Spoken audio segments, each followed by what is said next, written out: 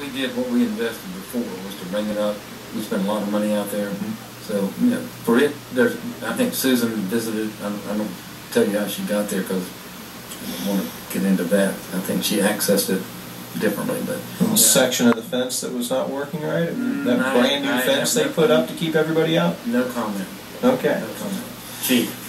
I, of course, I hate my role. We invested almost $1 million, as I understand it, on that property, running it just a few short years ago. Yeah.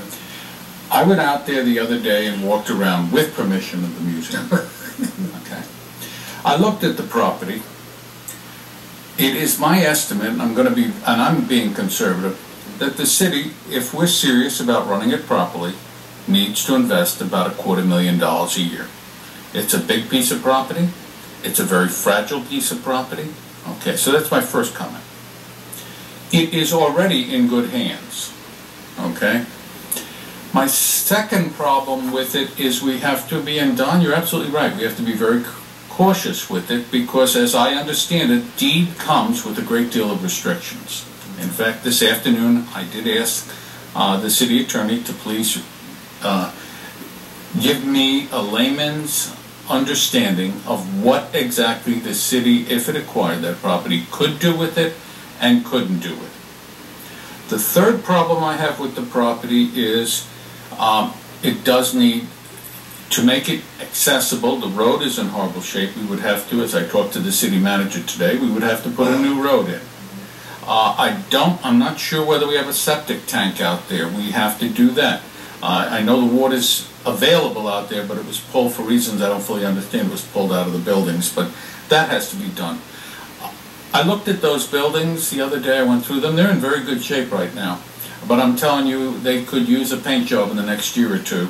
And particularly the older buildings on the west side. All I'm telling you is, and then I sat back and said, what makes sense? I've got Riverwalk hanging over my head, generating about a couple of $100,000 in excess money that I have to take out of the general fund to pay it. We have a series of questions about, do we want to make large ball fields for a higher level of sports for our youth?